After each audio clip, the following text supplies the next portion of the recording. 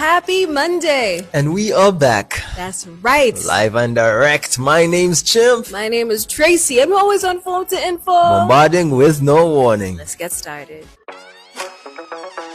In the headlines, reparations for LRA victims. Justice for Malcolm X. Housing Baraza is back. Mike Tyson versus Jake Paul. Let's get started.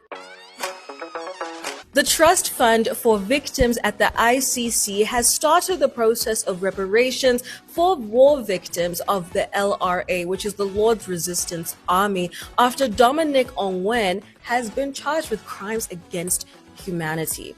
Now, Ongwen was the commander for the LRA and was arrested back in 2015 and was found guilty by the ICC in 2021 for crimes against humanity as well as war crimes. It's good to see that the reparations process has started. Yeah.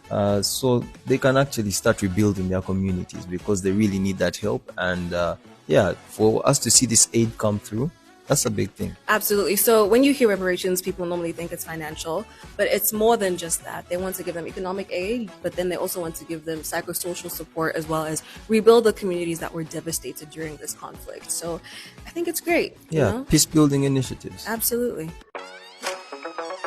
Malcolm X's family has filed a $100 million lawsuit against the FBI, CIA, and the NYPD. Man, yeah, they're saying that there was some negligence when it came to protecting Malcolm X. They did not do their job 100%, and because of this, they could have also been part of the agencies that were against what the man was saying or preaching, right? And then they did not give him all of the protection that he needed to have. They removed some people shortly before things started to unfold. Exactly. Shady business. Yeah, so man, the family is like, you know what, we need the world to know this, and we need to put some force on this one and get people accountable. Yeah, because I heard even the person that was initially incarcerated for this was actually released because they didn't have proper evidence. Two people.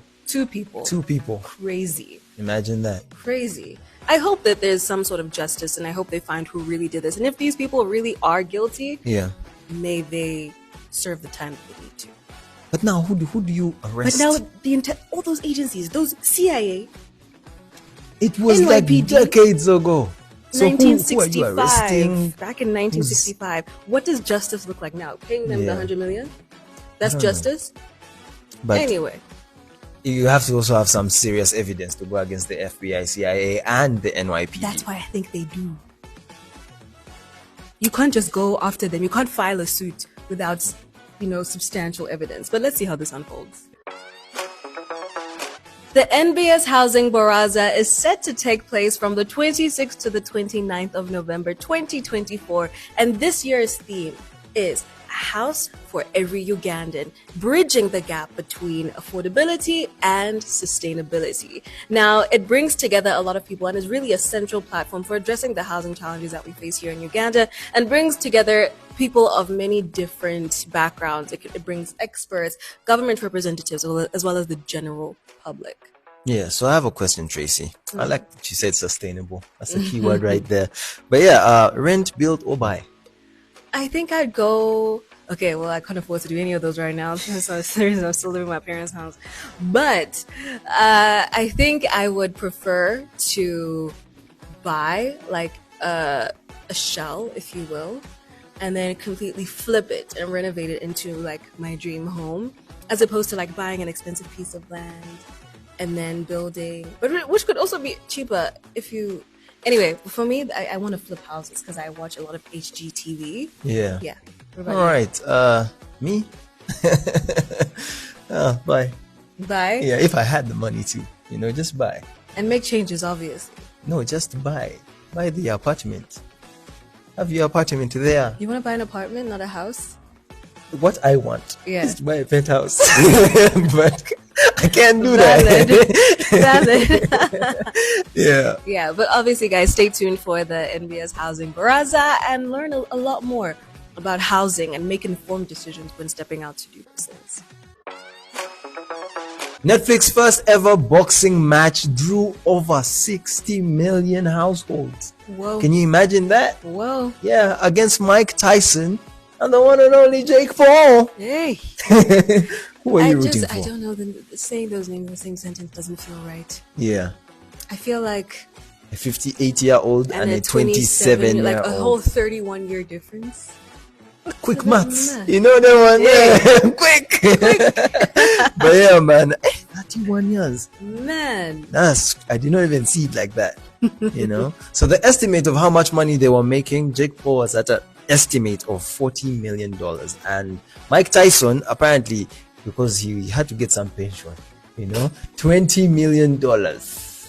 Wow. Yeah, $20 million Do you to think lose. such money could be at stake for our champions here? To lose, I will go and fight for $20 million to lose. No, but like if you look at the boxing matches Yeah. we've had, do you think like something like that could ever be done here where people could fight for those amounts of money? It feels like here they just fight to settle like little beef. Exactly, man. Because, these guys already beef each other. We have Rickman, Grenade wanting to fight because of the beef. We want it to be because of a good reason, Like money. Yeah, like you're going to donate money to maybe... Like for a good cause. Yeah, to an orphanage or something like that. We want to see that. Sana, here we're going to settle our differences in the ring. Like you... When I catch you, Ricky. When I catch you like a rat. Anyway. It's time for sports. With Nina and Bashir. Take it away. Hey everyone, hope you guys are doing amazing. I'm back again with the sports updates, and this time we are looking at the local sports that happened over the weekend. As we all know, so many sports activities happened, but I'm going to look at cricket and rugby. So starting off strong, let us look at cricket. We had the Challenge League B tournament that came to an end on Saturday with a game against Bahrain, which we won, of course. We were grouped with various countries, with Italy, Singapore, Tanzania, and Bahrain, and Uganda being the fifth country. This was the first leg of the tournament, and we emerged winners, sitting strong at the top of the table.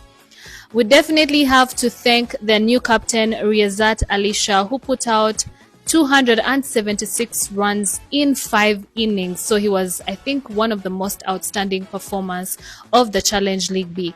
The next game will be in Hong Kong, where it will be the second leg. This is the pathway to the 2027 Cricket World Cup. We wish them all the best as they head to Hong Kong next year. Over to rugby. As we all know, the Elgon Cup has been taking place so far. The first leg happened in Kenya, Nairobi, where unfortunately we lost that game to 75 points. We put out 25 points and the Kenya Simbas put out 75 points. The return leg happened on Saturday at Kings Park Arena, where unfortunately we lost it too. The Kenya Simbas led the game with 21 points, and we came back in second half where Sydney was the only person who scored us a try. So unfortunately we lost that game as well.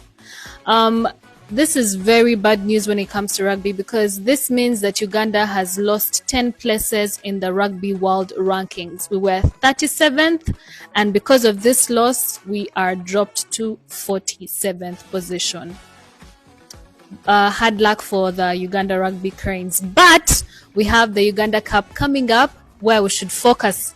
We should put our energy on the Uganda Cup happening this week. I will be back with the details where it will be happening and definitely the teams that will be participating. So let us support the Uganda Cup. Elgon Cup came. We win some, we lose some. And that's a wrap. And as you all know, all good things must come to an end. And at the end of the day, The day must end. period. And we have to say bye-bye, yo. But today I have a pot of gold for all the youths out there, man. Because we're all leprechauns. You have a pot of gold for us. Yes, I do. So today I'm going to be talking about 3 currencies in life. There's time, there's money, and there's knowledge.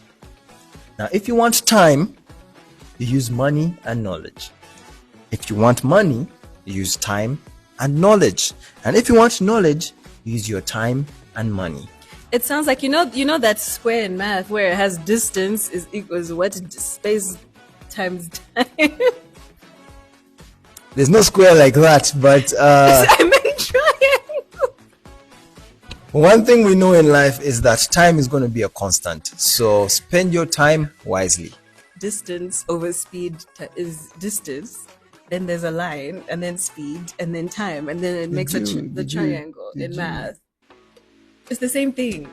Anyway, yeah, if you need knowledge, use time and money. Just always have money.